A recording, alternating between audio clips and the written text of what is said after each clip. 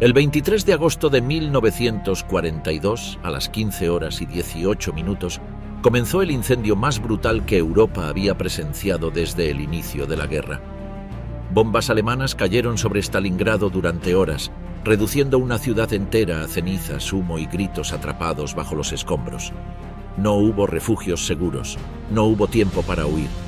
Durante 5 meses, soldados y civiles compartieron el mismo infierno.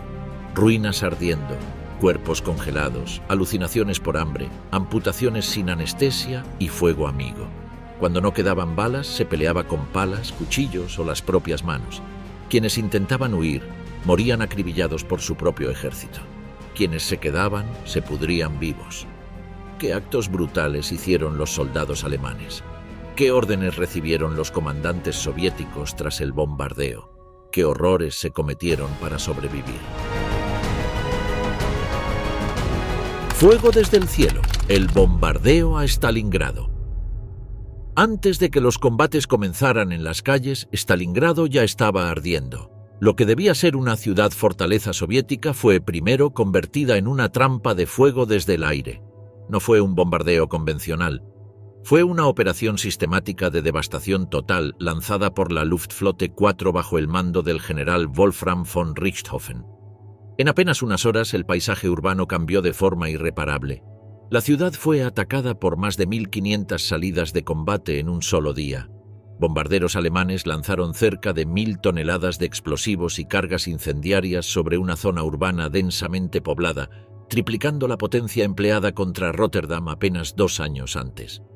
Los objetivos iniciales eran militares, pero la naturaleza del ataque, su volumen y su intensidad produjeron una destrucción sin distinción. Lo que comenzó como ataque táctico se convirtió rápidamente en exterminio urbano. Los barrios del norte y del centro, construidos mayormente con madera, fueron arrasados en minutos. Las bombas incendiarias, muchas cargadas con fósforo, generaron fuegos que no podían extinguirse. La mayoría de los sistemas de contención colapsaron en la primera hora. Las bombas de alto poder derribaban techos, paredes y sótanos enteros, sepultando bajo ellos a miles de personas. Desde 70 kilómetros de distancia, testigos observaron cómo una columna de humo de casi 3 kilómetros de altura se elevaba sobre el horizonte. Era el resultado directo de una estrategia de aniquilación que, más allá del impacto físico, pretendía quebrar la voluntad de la ciudad antes de la entrada del Sexto Ejército alemán. Uno de los objetivos más castigados fue la estación central de ferrocarril, clave para los movimientos logísticos soviéticos. Sin embargo, la falta de precisión en el lanzamiento desde gran altitud provocó que escuelas, hospitales y refugios antiaéreos recibieran impactos directos. Las líneas de agua explotaron, la electricidad cayó y las comunicaciones quedaron anuladas en cuestión de horas. Los camiones de emergencia que sobrevivieron al primer bombardeo no pudieron avanzar. Las calles se habían transformado en un campo de cráteres. Los datos sobre víctimas civiles fueron, desde el inicio, objeto de disputa. Las autoridades soviéticas minimizaron el impacto, pero los informes posteriores del NKVD y del Consejo Militar estimaron entre 40.000 y 70.000 muertos en los primeros 3 días. Es una de las cifras más altas de muertes civiles por bombardeo en la historia militar moderna. Paradójicamente, el plan diseñado para debilitar la resistencia soviética tuvo un efecto contrario. Las ruinas no solo no facilitaron el avance alemán, sino que crearon el escenario ideal para una guerra urbana brutal. Las fábricas colapsadas, los túneles subterráneos, los restos de viviendas y las alcantarillas se convirtieron en posiciones defensivas naturales. Desde ese momento, Stalingrado dejó de ser una ciudad, se transformó en una trampa para el invasor. El último gran ataque aéreo ocurrió el 27 de agosto. Cayeron otras 300 toneladas de explosivos. Para entonces, el alto mando alemán ya había declarado a Stalingrado como una zona muerta. Pero dentro de esa zona aún quedaban cientos de miles de civiles y combatientes. La ciudad seguía ardiendo, y lo peor estaba por comenzar. Infierno entre ruinas, la lucha cuerpo a cuerpo en la ciudad destruida.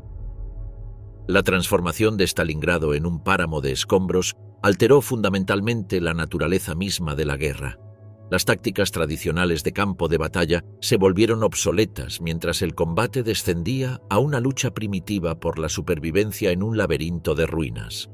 El combate urbano que se desarrolló durante la batalla alcanzó un nivel de ferocidad sin precedentes en la guerra moderna. Los soviéticos implementaron lo que llamaban tácticas de microdefensa. Los edificios se fortificaban piso por piso, con cada nivel funcionando como una posición defensiva independiente. Los soldados creaban pasajes internos a través de paredes, permitiendo el movimiento entre habitaciones y edificios sin exposición a las calles. Estas carreteras de ratas permitían a las tropas soviéticas lanzar ataques sorpresa, redistribuir fuerzas o emboscar a los atacantes desde ángulos inesperados. Según documentos militares soviéticos, los defensores usaban extensivamente dispositivos explosivos improvisados, granadas instaladas en puertas, minas escondidas bajo tablas del suelo y cargas explosivas conectadas a objetos cotidianos. Un solo avance alemán a través de un edificio podía desencadenar múltiples trampas explosivas, infligiendo numerosas bajas en espacios confinados donde la evacuación resultaba casi imposible. Ciertos lugares se convirtieron en zonas de matanza particularmente notorias. Mamayev Kurgan, una colina estratégica que ofrecía visibilidad sobre gran parte del frente urbano, cambió de manos al menos 14 veces entre septiembre y noviembre de 1942. Excavaciones posteriores a la guerra revelaron más de 34.000 cuerpos solo en esta área, la mayoría con signos de muerte por disparos a corta distancia, fragmentación de granadas o explosiones directas. Los sectores industriales, particularmente la fábrica de tractores Dzerzhinsky, la planta de acero Octubre Rojo y la fábrica Barricadas, se convirtieron en campos de batalla apocalípticos. Estos complejos industriales masivos, con su red de túneles, sótanos y maquinaria pesada, ofrecían innumerables posiciones defensivas.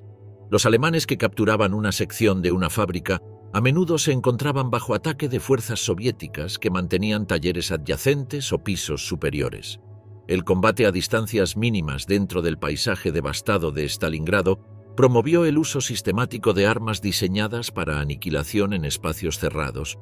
Uno de los ejemplos más aterradores fue el empleo de lanzallamas por parte del 305 Regimiento alemán durante la ofensiva de octubre, particularmente en los sectores industriales donde los sótanos, pasillos y túneles facilitaban emboscadas soviéticas.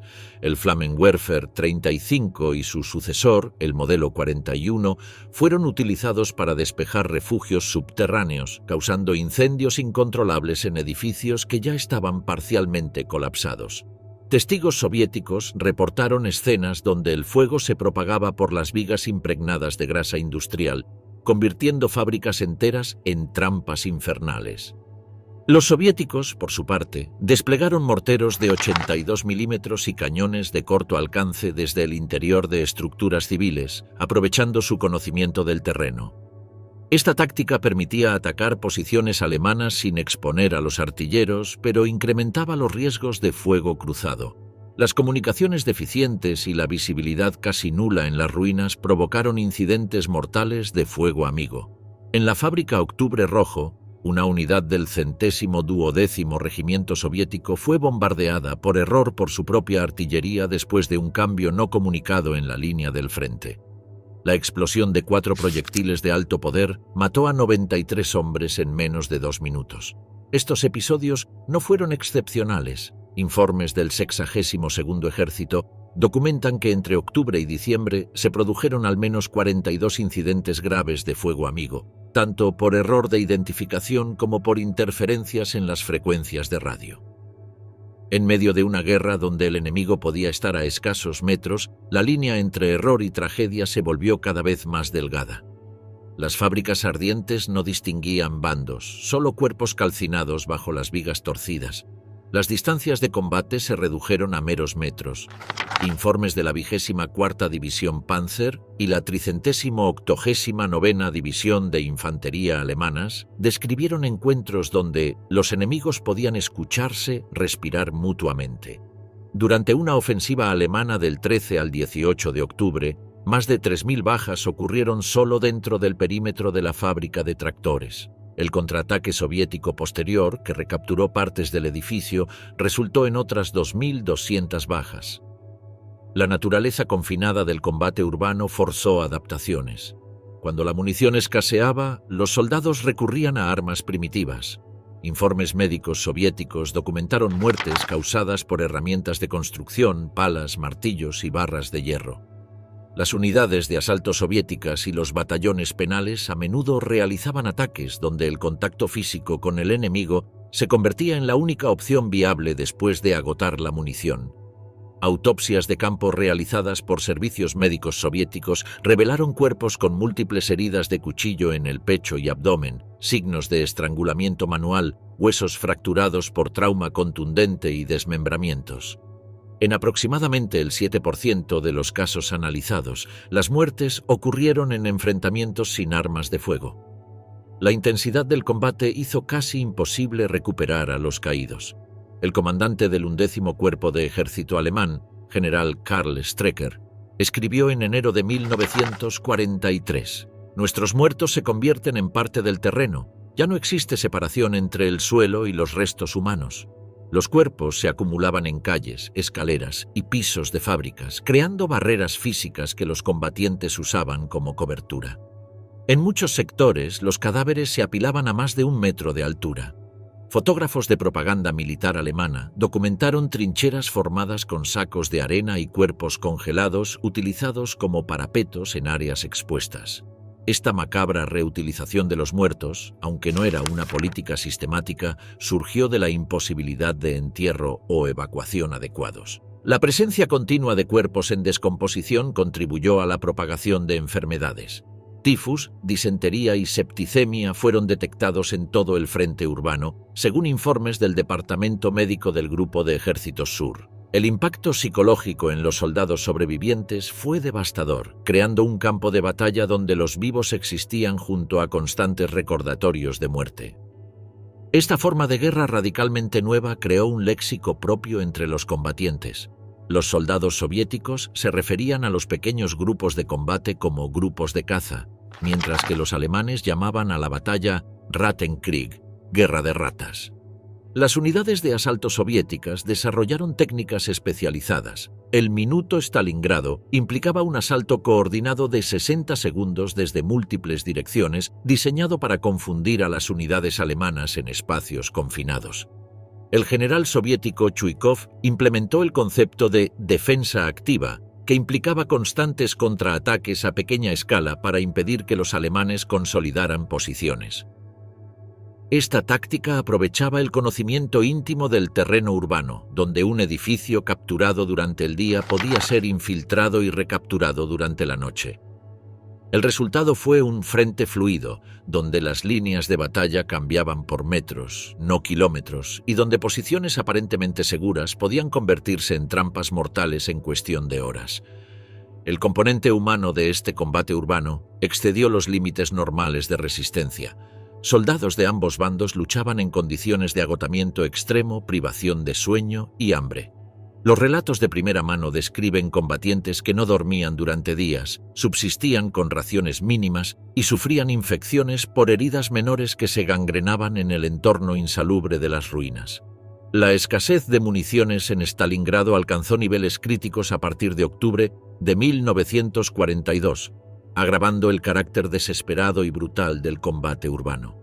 Tanto los informes del 62º Ejército Soviético como los partes del 6º Ejército Alemán coinciden en que los suministros de munición no podían seguir el ritmo de desgaste diario. En muchos sectores del frente, los soldados eran instruidos para disparar solo en situaciones de certeza absoluta, lo que significaba, en la práctica, conservar cada bala como si fuera su última. Un informe logístico soviético fechado el 3 de noviembre señalaba que el consumo promedio de munición individual había descendido a menos de 5 proyectiles diarios por combatiente. Esta situación obligó a una adaptación extrema.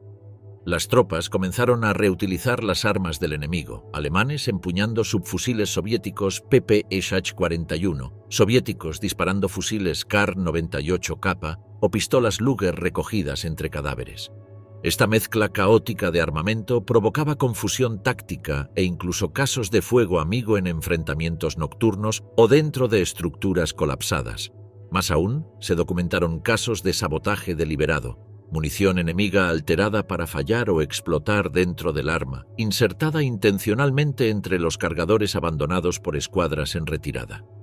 La necesidad de armamento llevó también a la proliferación de dispositivos caseros, con latas de conserva, clavos oxidados, pólvora extraída de bengalas y fragmentos metálicos.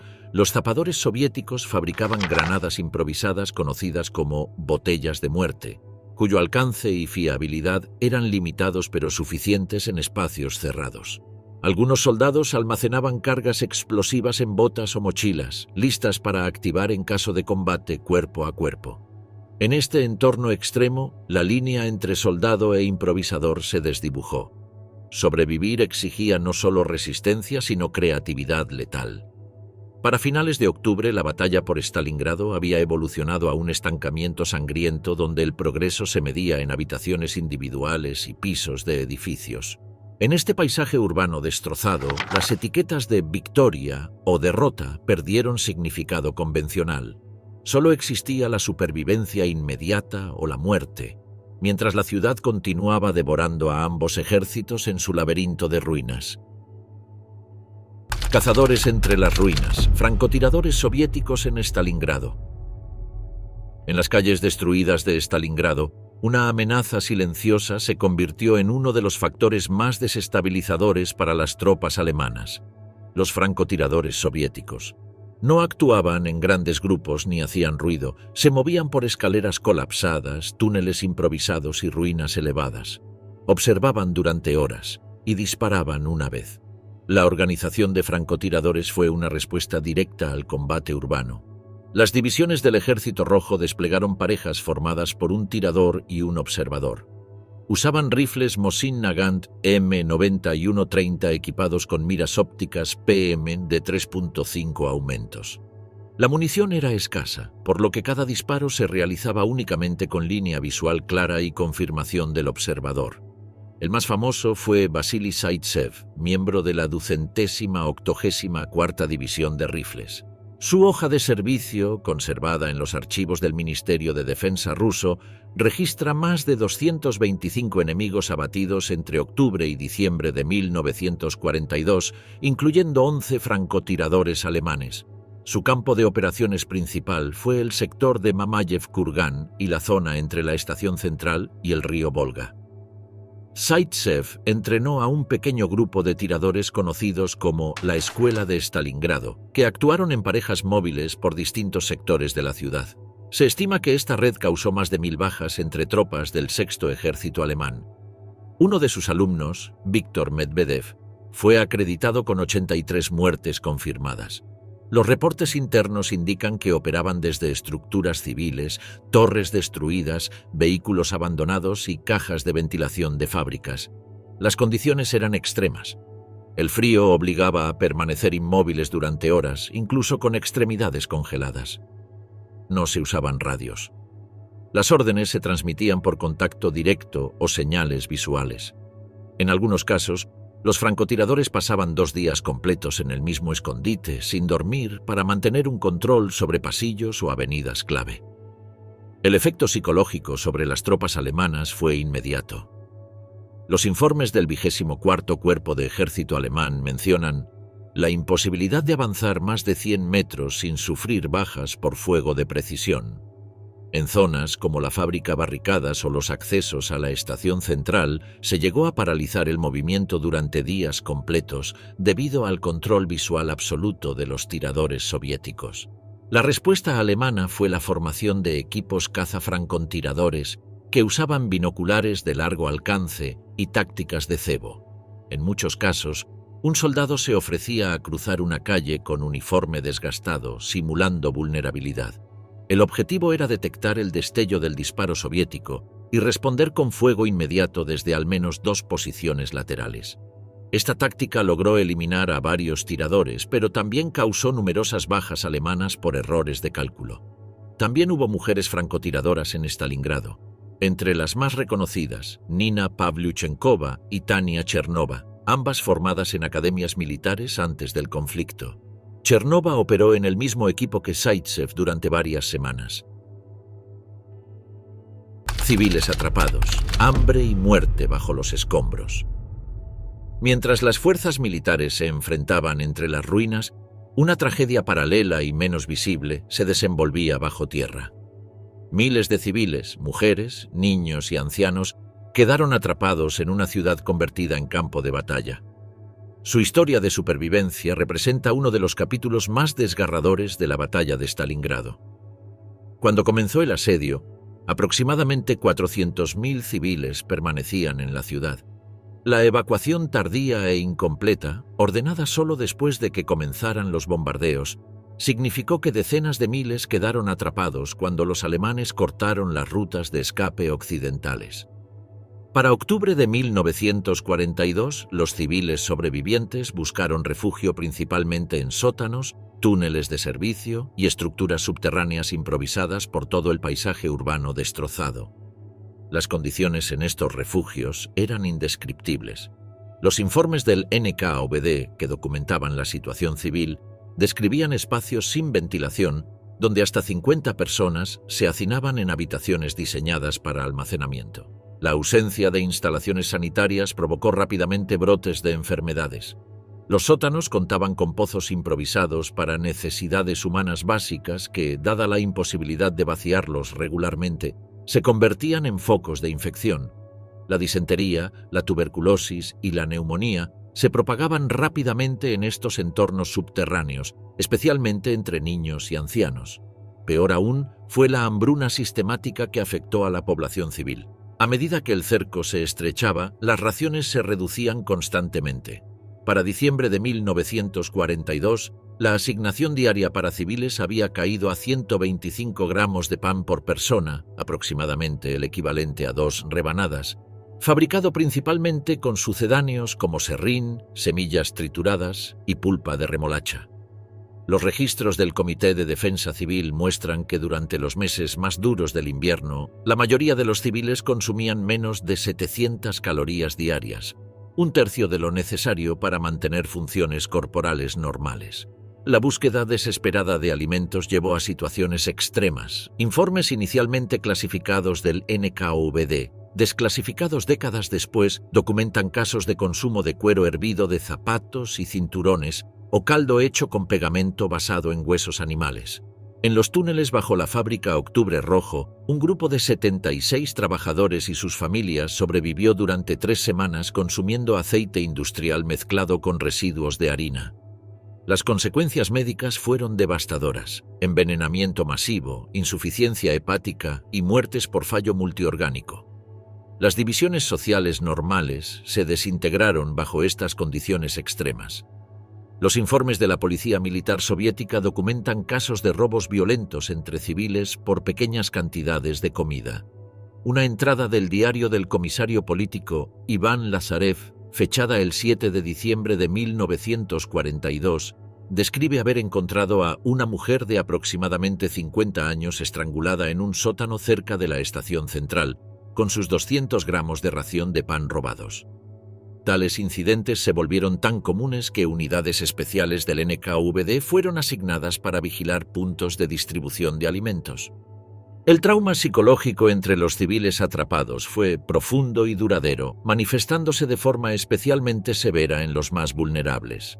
Los médicos militares soviéticos documentaron el síndrome del refugio, caracterizado por miedo paralizante a espacios abiertos, comportamiento regresivo y mutismo selectivo, particularmente en niños que habían pasado meses en oscuridad casi total.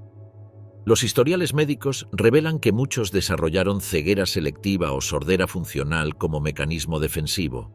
Esta situación fue aún más devastadora para madres con niños pequeños, con una tasa de mortalidad infantil que superó el 75% durante el invierno de 1942-43. Las madres debilitadas por malnutrición no podían producir leche materna suficiente, mientras que la falta de sustitutos adecuados resultó en muertes masivas por inanición, según muestran diarios recuperados que describen intentos desesperados de alimentar a bebés con pasta de papel hervido o extractos de corteza. La estructura familiar tradicional se desmoronó bajo la presión extrema del asedio. Los archivos del Departamento de Asuntos Sociales del Frente de Stalingrado documentan numerosos casos de abandono de ancianos, considerados bocas inútiles, cuando la comida se volvió extremadamente escasa. Estos casos de selección familiar forzada representaron traumas psicológicos adicionales que perdurarían mucho después del fin de la batalla. Para enero de 1943, cuando comenzó la contraofensiva soviética, los civiles sobrevivientes habían pasado más de 5 meses en condiciones subhumanas. Los informes médicos del 62º Ejército Soviético señalan que muchos presentaban signos de escorbuto avanzado, pelagra y raquitismo debido a deficiencias vitamínicas severas y prolongadas. Los equipos médicos que entraron primero en los refugios civiles después de la liberación describieron figuras fantasmales, apenas reconocibles como humanas, con pérdida muscular extrema y apatía profunda. A pesar de la devastación, existieron notables actos de solidaridad y heroísmo entre la población civil. Registros militares documentan la existencia de escuelas de sótano improvisadas donde maestras continuaban educando a pequeños grupos de niños usando carbón para escribir en paredes como pizarras. En la orilla oeste del Volga, una red clandestina de pescadores civiles arriesgaba regularmente sus vidas para llevar pequeñas cantidades de pescado fresco a refugios donde se alojaban principalmente niños. La liberación trajo sus propios desafíos. Muchos sobrevivientes desarrollaron lo que los médicos soviéticos llamaron síndrome del liberado, caracterizado por incapacidad para adaptarse a condiciones normales después de meses de existencia subterránea. Los informes de hospitales de evacuación describen pacientes que se negaban a dormir en camas, preferían comer en oscuridad o acumulaban secretamente comida hasta el punto de putrefacción por temor a futuros periodos de hambre. El precio pagado por los civiles de Stalingrado raramente figura prominentemente en los relatos históricos de la batalla, pero representa una de las dimensiones más trágicas de este capítulo de la Segunda Guerra Mundial. Las cicatrices físicas y psicológicas persistieron durante generaciones, mientras que las experiencias de supervivencia bajo condiciones imposibles redefinieron la comprensión médica del trauma colectivo y la resistencia humana. Niños armados en Stalingrado, combatientes con 14 años. Entre las cosas más extremas que ocurrieron durante la batalla de Stalingrado estuvo la aparición de menores de edad en funciones de combate. Niños de 12 a 14 años tomaron armas, transportaron municiones o actuaron como enlaces entre unidades del Ejército Rojo. No fueron reclutados formalmente por estructuras militares. Se integraron espontáneamente tras perder a sus familias y negarse a abandonar la ciudad sitiada. Valia Zenkina, de 14 años, sirvió como mensajera en el 10º Regimiento de Fusileros. Entregaba comunicaciones entre puestos de mando en el distrito de la fábrica Octubre Rojo, cruzando calles bajo fuego directo. El 19 de noviembre de 1942 fue alcanzada por metralla en la pierna al intentar pasar entre 2 edificios destruidos.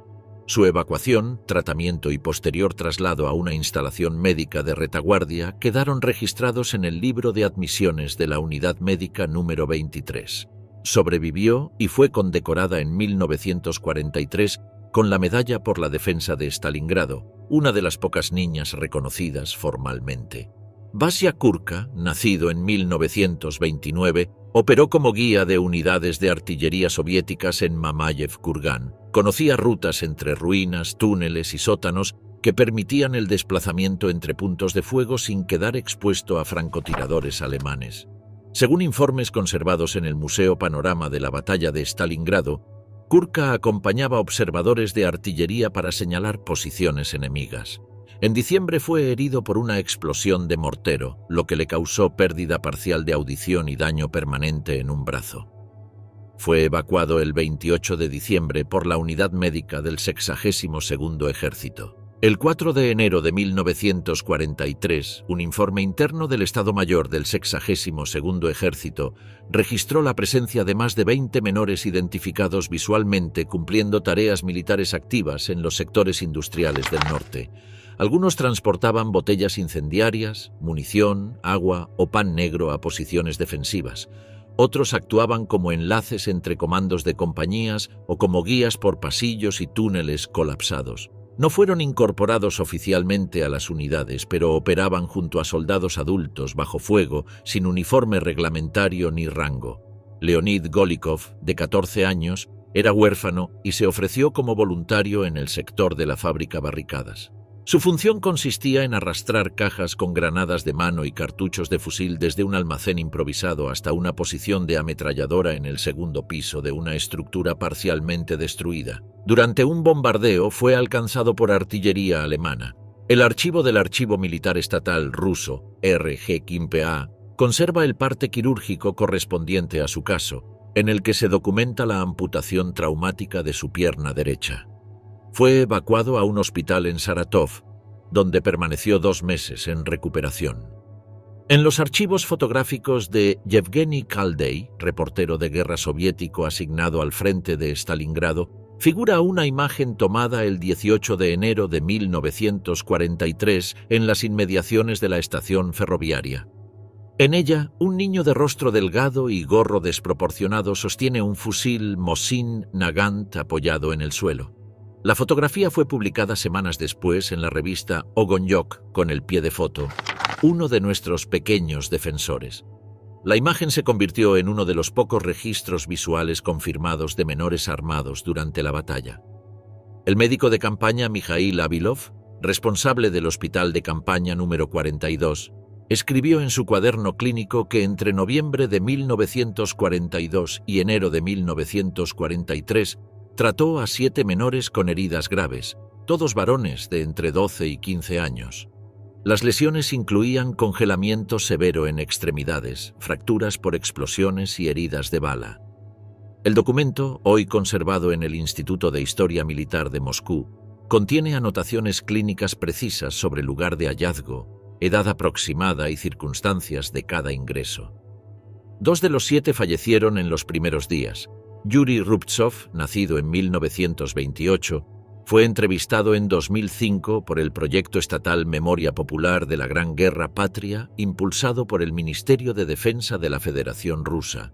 Declaró que a los 14 años se unió a un grupo de trabajadores civiles armados en la zona de la planta Barricadas. Se encargaba de limpiar corredores, clasificar cargadores útiles, recoger fusiles entre cadáveres y transportar bidones de agua desde un punto del Volga bajo fuego constante. Su testimonio fue verificado mediante archivos escolares que certifican su retiro del sistema educativo entre septiembre de 1942 y mayo de 1943. Los registros del Frente de Stalingrado y los informes médicos del Comité Estatal de Defensa estiman que al menos entre 40 y 60 menores de edad resultaron heridos, mutilados o muertos realizando tareas militares entre septiembre de 1942 y febrero de 1946-1943. Ninguno de ellos aparece en listados formales de soldados regulares. La mayoría fue enterrada sin identificación junto a las bajas adultas. En Stalingrado, cualquier persona que pudiera cargar un arma o cruzar un corredor sin desplomarse fue empleada. Entre los escombros helados también hubo niños combatiendo cuerpo a cuerpo, lanzando granadas o actuando como vigías. Lo hicieron sin entrenamiento, sin protección y en muchos casos sin supervisión. Los archivos los nombran con precisión: edad, herida, zona de impacto. Estaban allí, armados, y murieron como soldados. El terror rojo, fusilamientos y castigos dentro del propio ejército soviético. El 28 de julio de 1942, mientras los ejércitos alemanes avanzaban hacia Stalingrado, Iósif Stalin firmó una de las órdenes más despiadadas en la historia militar soviética, la Orden 227, conocida por su frase inicial «Ni un paso atrás». Estableció un sistema represivo diseñado para eliminar cualquier posibilidad de retirada entre las tropas soviéticas.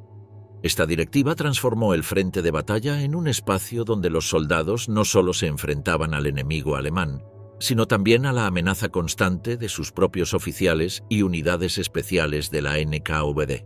La orden establecía un sistema implacable con 3 componentes principales: destacamentos de bloqueo armados posicionados detrás de las unidades de combate para disparar a quienes retrocedieran. La creación de batallones penales, Strafbats, donde los soldados cobardes serían enviados a misiones suicidas, y tribunales militares de campo con autoridad para ejecutar sumariamente a cualquiera sospechoso de cobardía o deserción. La ejecución de esta orden en Stalingrado fue particularmente severa.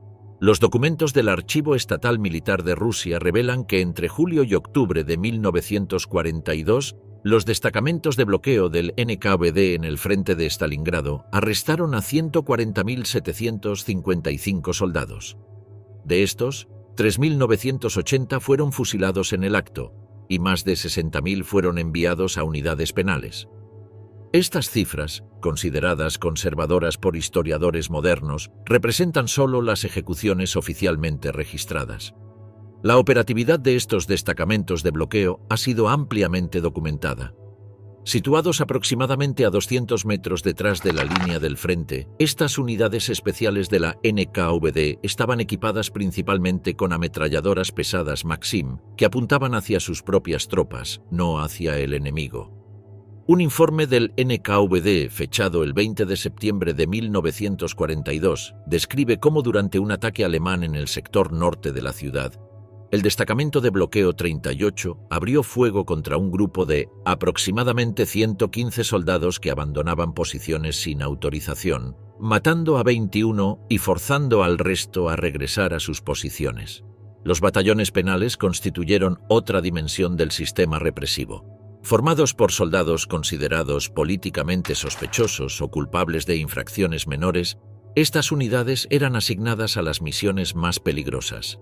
Según documentos del Ministerio de Defensa soviético, entre agosto de 1942 y febrero de 1943, aproximadamente 30.000 soldados fueron enviados a batallones penales solo en el sector de Stalingrado. Estas unidades sufrían un índice de bajas del 80% en su primera acción de combate. La función principal de estos batallones era servir como carne de cañón. Los informes operativos del 62º Ejército describen cómo se utilizaban para limpiar campos minados avanzando en línea sin detectores, para realizar reconocimientos de posiciones fortificadas sin apoyo o para atraer fuego enemigo y revelar emplazamientos de ametralladoras. Un documento del Estado Mayor del Frente de Stalingrado, fechado el 12 de octubre de 1942, ordena al comandante de un batallón penal avanzar frontalmente contra la posición fortificada en la colina 102 para determinar el volumen y ubicación del fuego enemigo. La unidad fue aniquilada en 15 minutos. La selección para estos batallones combinaba criterios militares y políticos. Un informe del Departamento Especial del NKVD fechado en septiembre de 1942 indica que el 48% de los asignados a unidades penales eran acusados de cobardía o autolesiones para evadir combate, mientras que el 37% eran sospechosos de expresiones derrotistas o propaganda antisoviética. El restante 15% estaba compuesto por criminales comunes y prisioneros políticos a quienes se les ofreció redimir su culpa con sangre. Los tribunales militares de campo representaron el tercer pilar del sistema represivo. Operando directamente en el frente, estos tribunales, compuestos por un comisario político, un oficial del NKVD y un comandante militar, podían dictar sentencias de muerte que se ejecutaban inmediatamente. Los archivos judiciales militares indican que, entre agosto y noviembre de 1942, más de 1.200 soldados fueron juzgados y fusilados por estos tribunales móviles solo en el sector sur de Stalingrado. Los procedimientos judiciales eran extremadamente breves. Un memorando del fiscal militar principal del frente de Stalingrado establece que los casos deben resolverse dentro de las 24 horas siguientes al informe de la infracción y las sentencias ejecutarse dentro de las 2 horas posteriores. Los delitos que merecían ejecución incluían no solo deserción o rendición, sino infracciones menores como perder el arma reglamentaria, dormir en servicio de guardia o expresar dudas sobre la victoria soviética. Un caso particularmente bien documentado ocurrió el 27 de septiembre de 1942, cuando el Tribunal de la 64ª División ordenó la ejecución de 17 soldados que no se presentaron al punto de encuentro durante un contraataque nocturno. La investigación posterior reveló que la mayoría se había perdido en la oscuridad entre las ruinas, pero el tribunal consideró que su ausencia constituía abandono del deber en combate. Fueron fusilados al amanecer frente a sus compañeros como ejemplo. La brutalidad de este sistema represivo quedó reflejada en casos extremos de fuego disciplinario. En septiembre de 1942, durante un ataque alemán en Mamayev-Kurgan, un destacamento de bloqueo del NKVD abrió fuego contra un batallón completo del 282º Regimiento de Infantería que se replegaba, matando a más de 60 soldados. El evento fue registrado en el parte oficial como medidas armadas para contener la retirada. Esta disposición para disparar contra formaciones propias estaba respaldada por directivas del Estado Mayor. Un documento clasificado del Departamento de Operaciones del 62º Ejército, fechado el 15 de octubre de 1942, autorizaba explícitamente a la artillería a abrir fuego contra cualquier concentración de uniformes soviéticos retrocediendo sin autorización. Los artilleros recibieron tablas de coordenadas exactas de sus propias líneas defensivas secundarias para poder dirigir fuego correctivo contra ellas si era necesario. Las unidades del NKVD no solo se encargaban de prevenir deserciones, sino también de vigilar el comportamiento político. Informes del Departamento Especial documentan que aproximadamente 500 oficiales del Ejército Rojo fueron ejecutados en Stalingrado por falta de espíritu ofensivo o por permitir conversaciones derrotistas entre sus hombres. El caso del mayor Kuznetsov, fusilado el 3 de noviembre de 1942 por negarse a reportar la fuga de 5 hombres de su compañía, ilustra cómo incluso los oficiales no estaban exentos de esta vigilancia. El impacto psicológico de estas medidas fue profundo. Los diarios personales recuperados de soldados soviéticos en Stalingrado revelan un temor constante no solo al enemigo alemán, sino también a los chaquetas azules, apodo para los agentes del NKVD por el color de sus uniformes. Un soldado del 37º Regimiento de Guardias escribió en octubre: «Nos disparan desde adelante los alemanes y desde atrás nuestros propios hombres. No sabemos de dónde vendrá la muerte». La efectividad militar de este sistema represivo ha sido ampliamente debatida. Los informes de evaluación del Comisariado de Defensa indican que la tasa de deserción en el frente de Stalingrado disminuyó significativamente entre julio y noviembre de 1942, pasando de aproximadamente 4.200 casos semanales a menos de 1.500. Sin embargo, documentos internos reconocen que muchas unidades se volvieron operativamente paralizadas por el miedo, incapaces de tomar iniciativas tácticas por temor a interpretaciones punitivas de sus acciones. Para enero de 1943, cuando la contraofensiva soviética atrapó al Sexto Ejército alemán, el sistema represivo había cobrado al menos 13.500 vidas soviéticas documentadas por ejecuciones formales, sin contar las muertes causadas directamente por fuego de destacamentos de bloqueo durante combates. Estas cifras representan una batalla paralela, una guerra soviética contra sus propios soldados, desarrollada simultáneamente con la lucha contra el invasor alemán. El último aspecto macabro de este sistema fueron las ejecuciones públicas como espectáculo disciplinario. Los informes del NKVD describen procedimientos donde desertores capturados eran fusilados frente a sus unidades antes de un ataque, para elevar la determinación combativa de los testigos. Un documento del Departamento Político del 62º Ejército, fechado en diciembre de 1942, reporta los efectos positivos en la moral combativa tras la ejecución de 12 elementos inestables ante 400 soldados formados. Esta dimensión de la batalla de Stalingrado, un sistema de terror diseñado para forzar la resistencia mediante miedo y coerción, revela que para muchos soldados soviéticos la ciudad no solo representaba una batalla contra el fascismo alemán, sino también una trampa mortal donde la supervivencia requería enfrentar al enemigo, porque retroceder significaba una muerte segura a manos propias. Putrefacción y canibalismo, el deterioro físico en el cerco. A medida que el invierno ruso de 1942-1943 intensificaba su implacable agarre sobre Stalingrado, las condiciones de supervivencia para los combatientes alemanes atrapados en el cerco soviético degeneraron hacia lo impensable. El frío extremo, la inanición sistemática y el colapso de la infraestructura médica transformaron el cuerpo humano, vivo y muerto, en un espectáculo de desintegración física que desafía la comprensión moderna. Según datos del Servicio Meteorológico Militar del Grupo de Ejércitos B, las temperaturas en el área de Stalingrado alcanzaron mínimos históricos durante diciembre de 1942, con lecturas de hasta menos 35 grados Celsius y promedios diarios que raramente superaban los menos 25 grados Celsius.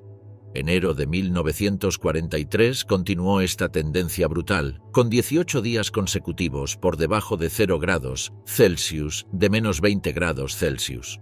El error logístico más catastrófico de la Wehrmacht fue la falta de suministro de equipamiento invernal adecuado. Convencidos de que Stalingrado caería antes del invierno, los planificadores alemanes equiparon al Sexto Ejército con uniformes de otoño ligeros, inadecuados para las condiciones polares que enfrentarían. Los informes de intendencia del Sexto Ejército, fechados en noviembre de 1942, muestran que solo el 10% de las tropas disponía de botas térmicas reglamentarias, mientras que prácticamente ninguna unidad contaba con los guantes especiales de 3 capas diseñados para operaciones árticas. Las consecuencias médicas fueron inmediatas y devastadoras. Los informes del Sanitätsdienst, servicio médico del Sexto Ejército, revelan que entre el 25% y el 32% de las bajas hospitalarias durante diciembre y enero se debieron directamente a la congelación severa que derivaba en gangrena húmeda o seca. A diferencia de las heridas de combate, estos casos no podían ser tratados adecuadamente debido a la escasez crítica de medicamentos, condiciones estériles y equipamiento quirúrgico. Las amputaciones se convirtieron en procedimientos rutinarios realizados en condiciones primitivas. El hospital de campaña de Kalach registró 261 amputaciones de extremidades entre el 1 y el 15 de enero de 1943. Los cirujanos, operando bajo luz de velas o linternas con baterías casi agotadas, utilizaban sierras de carpintero y cuchillos quirúrgicos sin desinfección adecuada. La morfina se agotó completamente a finales de diciembre, lo que obligó a los médicos a recurrir a métodos medievales. Los pacientes eran sujetados con cuerdas y cinturones mientras permanecían plenamente conscientes durante las amputaciones. El fenómeno más perturbador era que la descomposición comenzaba en soldados aún vivos. La congelación prolongada de extremidades causaba necrosis tisular mientras el individuo permanecía consciente. Los informes médicos describen dedos completamente ennegrecidos que se desprendían al mínimo contacto, orejas que se desintegraban espontáneamente y narices parcialmente separadas del rostro. Un médico de la 76ª División de Infantería documentó casos donde los hombres pierden partes de sus extremidades sin darse cuenta, descubriendo al quitarse las botas que varios dedos del pie han quedado dentro. Divisiones enteras quedaron operativamente incapacitadas debido a la inmovilización física causada por congelamiento masivo. El parte militar número 2118-42 del Grupo de Ejércitos, donde describe a la 305ª División de Infantería como completamente inoperativa, con más del 60% del personal sufriendo de congelamiento severo y gangrena generalizada. A medida que el cerco se estrechaba y los suministros se agotaban completamente, casos documentados de canibalismo comenzaron a surgir entre las tropas alemanas sitiadas. Estos no fueron incidentes aislados o rumores, sino eventos meticulosamente documentados por el Ejército Rojo tras la rendición alemana.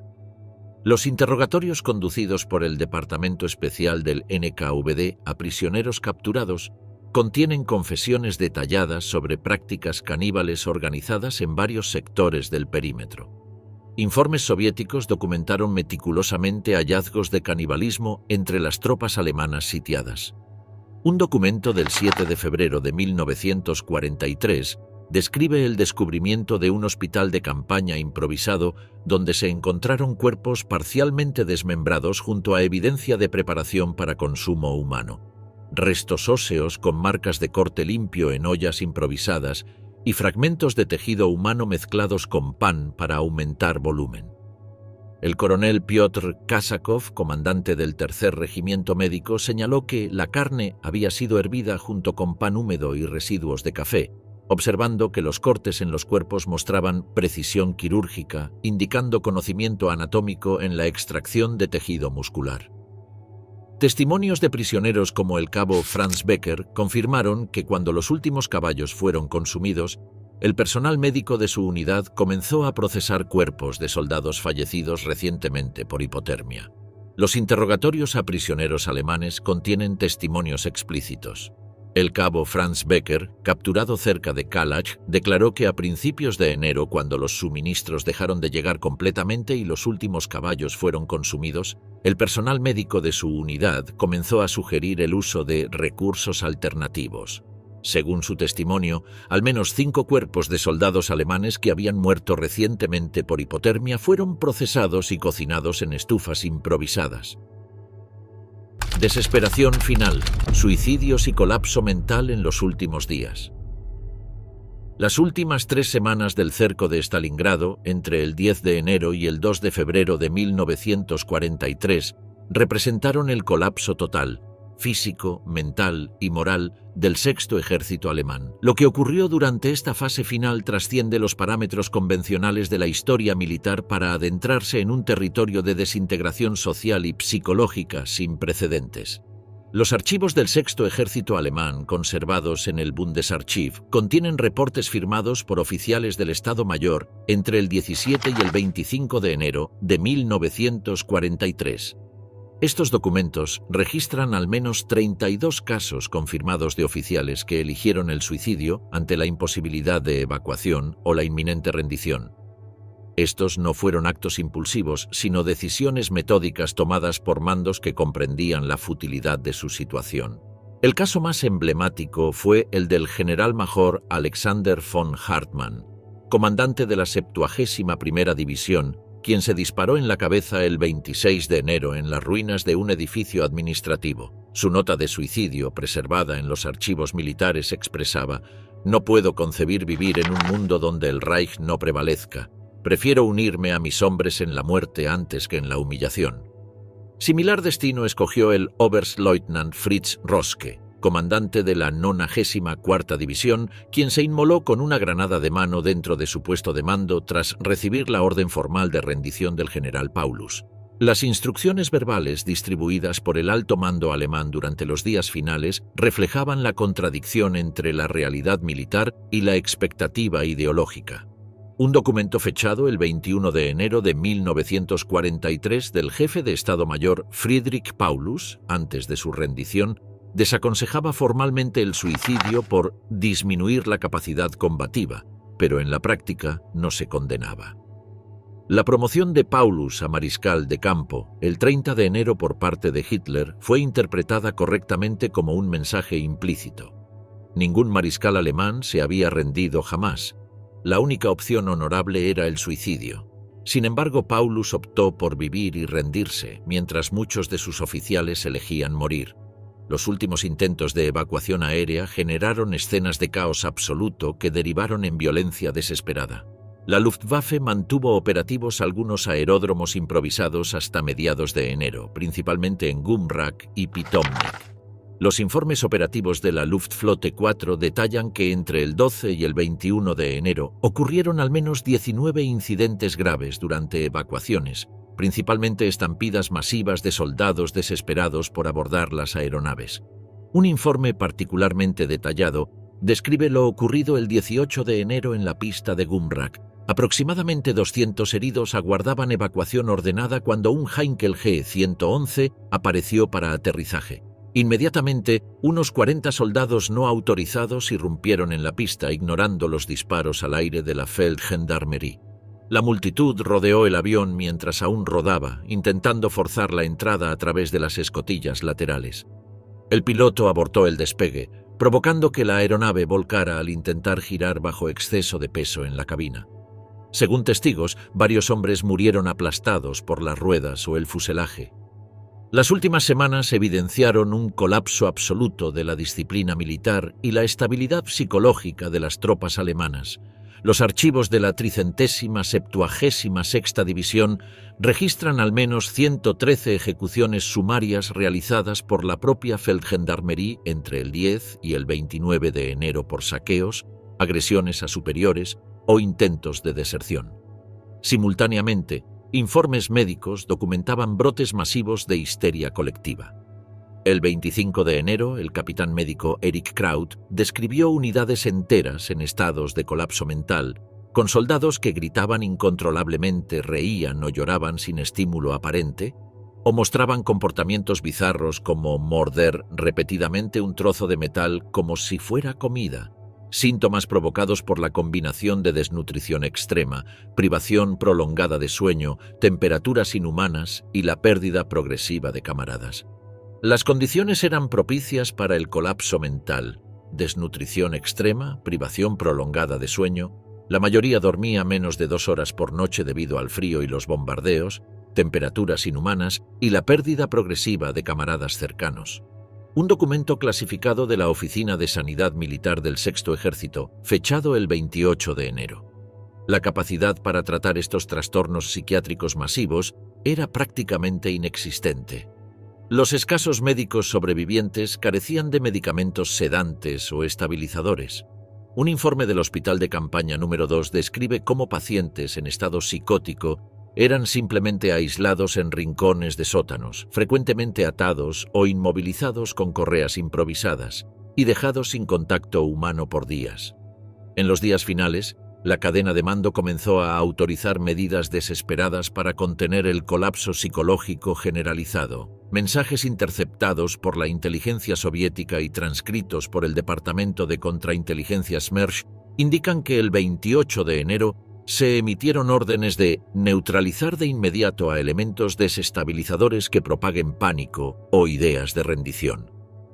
Para los últimos días de enero, documentos internos del Estado Mayor alemán indicaban que aproximadamente el 40% de las unidades operativas no podían considerarse efectivas en términos militares debido a colapso psicológico o físico. Un análisis del Departamento de Operaciones fechado el 29 de enero estimaba que solo 18.000 de los aproximadamente 90.000 hombres aún vivos dentro del cerco mantenían capacidad combativa elemental. En los días finales del cerco, la desintegración del Sexto Ejército alemán no solo fue mental y logística, sino estructural. Entre enero y febrero de 1943, al menos 12 unidades alemanas, principalmente compañías de infantería, fueron reportadas oficialmente como desaparecidas sin rastro. Estos casos no se debieron a enfrentamientos directos ni a rendiciones masivas, sino a la simple evaporación de grupos enteros en el caos.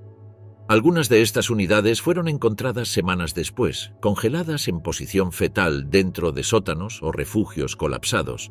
Otras nunca fueron localizadas, ni siquiera tras extensas campañas de recuperación soviéticas iniciadas en la primavera. Un caso documentado es el de la 8ª Compañía del 516 Regimiento, adscrita a la 297 División, que desapareció en su totalidad durante un intento de reposicionamiento entre la fábrica Octubre Rojo y el Hospital Central. El último mensaje radial fue emitido a las 22:47 del 18 de enero. Nunca más se supo de ellos. Su paradero sigue siendo objeto de estudio en archivos militares alemanes y rusos. Las condiciones de orientación eran extremas, sin mapas precisos, sin visibilidad por el humo o la nieve, y con el frente cambiando constantemente. Era común que las unidades se extraviaran al cruzar zonas minadas, ruinas sin referencia o líneas de fuego no registradas. Algunos cuerpos de soldados alemanes fueron encontrados semanas después por patrullas soviéticas a varios kilómetros del frente activo, en patios escolares, iglesias destruidas o incluso refugios civiles, lo que sugiere rutas de huida caóticas o decisiones tomadas al azar por comandantes que ya no conservaban estabilidad mental. El colapso psicológico no afectó exclusivamente a los rangos inferiores. Un documento del Servicio Médico alemán describe cómo, durante las últimas conferencias de Estado Mayor, varios oficiales superiores manifestaban síntomas evidentes de deterioro mental avanzado, discursos incoherentes, planificación de operaciones imposibles o referencias a unidades y recursos inexistentes. El informe señala específicamente a 2 coroneles que continuaban discutiendo planes para romper el cerco utilizando divisiones fantasma y tanques inexistentes, mostrando una completa desconexión de la realidad. Hitler, en un último acto simbólico que reflejaba su propia desconexión con la realidad, envió un mensaje de felicitación al Sexto Ejército cercado el 31 de enero. En estos momentos difíciles mis pensamientos y los de todo el pueblo alemán están con ustedes. Todo lo que esté en mi poder se hará para apoyarlos en su heroica lucha. Para ese momento, la mayoría de los receptores del mensaje probablemente ya no podían comprender su contenido. El alto mando roto, Paulus, Schmidt y Seydlitz-Kurzbach tras la rendición. El 31 de enero de 1943, Friedrich Paulus se rindió ante el Ejército Rojo en el cuartel general del Sexto Ejército Alemán, ubicado en los sótanos de unos grandes almacenes en Stalingrado. Lo acompañaban su jefe de Estado Mayor, el general Arthur Schmidt, y el oficial de enlace Wilhelm Adam. La rendición no fue firmada en un acto formal, sino transmitida mediante órdenes verbales y confirmaciones radiales interceptadas por los soviéticos. Fue la primera vez en la historia del Tercer Reich que un mariscal de campo se rendía vivo ante el enemigo. La captura de Paulus fue interpretada por el alto mando alemán como una traición. Hitler había ascendido a Paulus al rango de mariscal de campo el día anterior, el 30 de enero, con la intención explícita de que se suicidara. Ningún mariscal alemán había sido capturado hasta entonces. Paulus se negó. Fue interrogado por el general Rokossovski y el general Voronov y trasladado a una dacha en las afueras de Moscú para su aislamiento.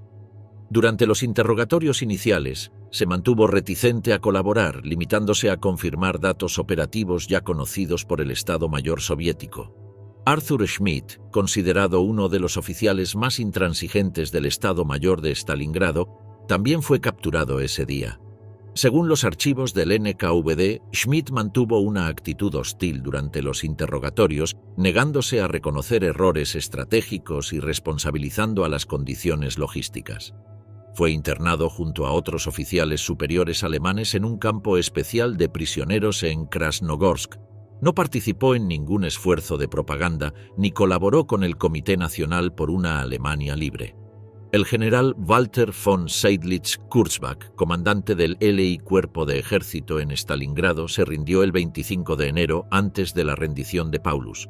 Tras su captura fue interrogado por oficiales del GRU. A diferencia de otros generales, von Seydlitz expresó abiertamente su oposición a Hitler y al curso de la guerra.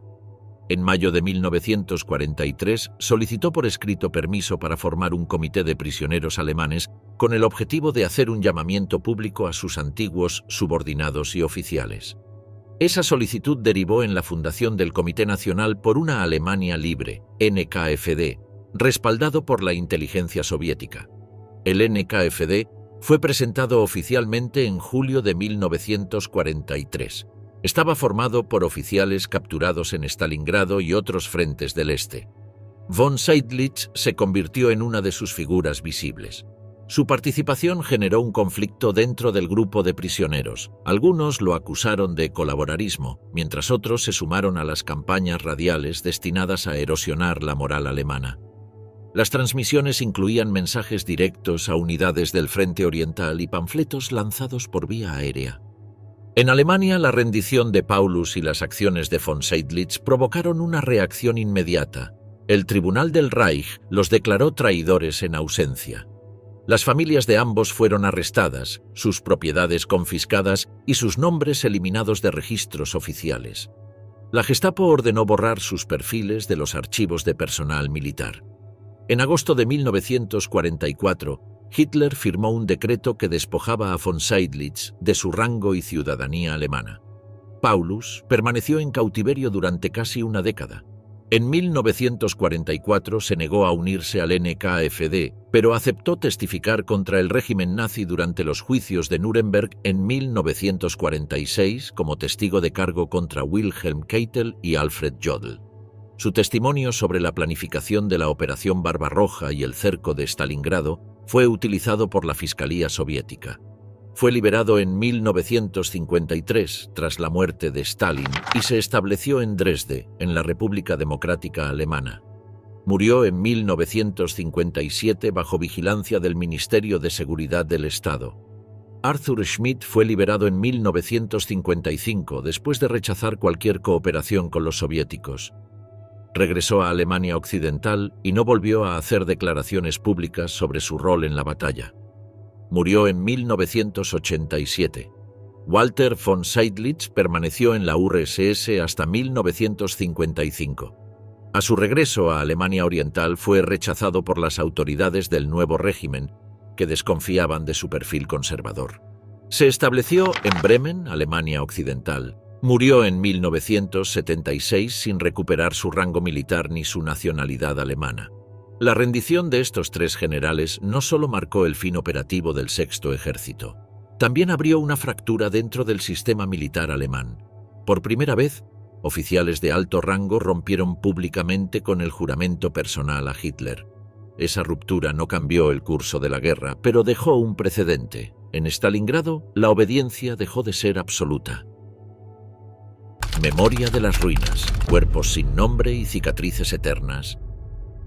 Cuando el eco de los últimos disparos se extinguió en Stalingrado el 2 de febrero de 1943, no significó el fin de la batalla, sino el inicio de un nuevo capítulo, el enfrentamiento con la estremecedora realidad física que había dejado tras de sí. Una ciudad reducida a esqueletos de hormigón y acero albergaba los restos de una de las mayores carnicerías de la historia moderna. Las primeras exhumaciones sistemáticas comenzaron en la primavera de 1945, una vez que la situación general del Frente Oriental permitió destinar recursos a estas tareas. El Comité Estatal de Defensa de la URSS asignó unidades especializadas del Ejército Rojo y equipos forenses del Ministerio de Sanidad Pública para iniciar la recuperación de cuerpos, comenzando por los puntos más críticos donde se calculaba la mayor concentración de cadáveres. Según los informes archivados bajo el índice 345-S12 del Ministerio de Defensa soviético, durante ese primer año se recuperaron más de 16.000 cuerpos, tanto soviéticos como alemanes. El proceso reveló inmediatamente la magnitud del desafío. La mayoría de los restos eran irreconocibles, habían sido fragmentados por explosiones, quemados por incendios o habían sufrido descomposición avanzada tras más de 2 años expuestos a los elementos. De acuerdo con los documentos del Instituto Médico Legal de Volgogrado, anteriormente Stalingrado, solo el 4% de los restos exhumados durante 1945 a 46 pudieron ser identificados positivamente mediante chapas de identificación, documentos personales o efectos reconocibles. El resto fue clasificado con números secuenciales y enterrado en fosas comunes, muchas veces sin distinguir nacionalidad o afiliación militar. Las mayores concentraciones de restos humanos se encontraron en áreas que habían sido escenarios de combates particularmente intensos. Mamayev Kurgan, la colina estratégica que cambió de manos múltiples veces durante la batalla, produjo más de 17.000 cuerpos entre 1945 y 1980. Los equipos de recuperación encontraron trincheras completas donde los restos humanos se habían fusionado con el terreno, formando capas compactas de huesos, equipamiento militar y tierra endurecida. El complejo industrial de la ciudad, compuesto por las fábricas Barricadi, Octubre Rojo y de tractores, albergaba otra concentración masiva de víctimas. En estas zonas se recuperaron más de 11.400 cuerpos entre 1947 y 1991. Las características industriales de estos espacios crearon condiciones particulares de preservación. Muchos cuerpos quedaron sellados entre pisos colapsados o en sótanos inundados con aceite industrial, lo que retardó su descomposición y creó lo que los forenses denominaron momificación accidental. El área de la casa de Pavlov, el célebre edificio defendido tenazmente por un pequeño grupo de soldados soviéticos, reveló aproximadamente 3.800 cadáveres en sus alrededores inmediatos, muchos de ellos civiles no evacuados que habían buscado refugio en los sótanos. Los informes forenses indican que la mayoría murió por asfixia cuando los incendios consumieron el oxígeno disponible en espacios cerrados. Las campañas de recuperación continuaron a lo largo de las décadas. En los años 1970, coincidiendo con el 30º aniversario de la victoria soviética, se emprendió una operación especial en los sectores centrales de la ciudad. Esta labor reveló 7.200 cuerpos adicionales, muchos compactados en fosas improvisadas durante el invierno de 1942-43. Los informes de campo describen hallazgos particularmente perturbadores: cuerpos congelados en posición fetal, cadáveres aún abrazados y restos infantiles junto a adultos, presumiblemente madres intentando proteger a sus hijos hasta el final. Cada exhumación proporcionaba información valiosa no solo sobre identidades, sino sobre las circunstancias precisas de muerte y las condiciones extremas que caracterizaron la batalla. Los informes del Comité de Reconstrucción de Cementerios, CRUPO, detallan los objetos encontrados junto a los restos: chapas de identificación militares alemanas, Erkennungsmarke, frecuentemente fragmentadas por impactos o corroídas por la exposición prolongada; uniformes parcialmente preservados, especialmente los de tropas soviéticas, cuyos tejidos resistentes y el clima seco del invierno ruso permitieron la conservación de insignias y marcas de rango; botas completas conteniendo restos óseos de pies, preservadas en fosas selladas por escombros o en sótanos secos; documentos personales carbonizados, pasaportes internos soviéticos, libretas del partido, carnés militares, muchos con nombres aún legibles que permitieron identificaciones tardías; objetos personales como fotografías familiares, cartas, relojes y anillos de matrimonio que humanizaban los restos anónimos. Los análisis forenses permitieron clasificar las causas de muerte predominantes entre los exhumados, ofreciendo un perfil estadístico sobre la naturaleza del combate en Stalingrado. Heridas por explosivos, fragmentación de granada, artillería, 38%, impactos de proyectil a corta distancia, francotirador, fuego directo, 26%, congelamiento sin trauma visible, 19%, heridas punzantes o mutilaciones indicativas de combate cuerpo a cuerpo, 11%, signos de infección crónica, desnutrición severa o enfermedades, 6%. Estos datos confirman que, aunque el combate directo causó la mayoría de las muertes, casi un quinto de las víctimas sucumbió simplemente al frío extremo, sin presentar heridas de combate. Un testimonio silencioso de las condiciones inhumanas que prevalecieron durante el invierno de 1942-43. No todos los cuerpos recuperados recibieron sepultura formal. Los documentos del Departamento de Patrimonio Militar de la Federación Rusa indican que al menos 8.000 restos fueron declarados irrecuperables por su nivel de descomposición o fragmentación. Estos permanecieron in situ, marcados simbólicamente, en zonas donde resultaba imposible distinguir restos humanos de otros materiales orgánicos. Las operaciones de recuperación tuvieron un impacto psicológico significativo en las generaciones posteriores. Los informes de los equipos de exhumación describen reacciones intensas entre los trabajadores, casos documentados de pesadillas recurrentes, alcoholismo repentino y abandono del trabajo tras descubrimientos particularmente perturbadores como fosas de niños o evidencia de sufrimiento extremo antes de la muerte. A partir de 1991, con la disolución de la Unión Soviética, el paradigma cambió.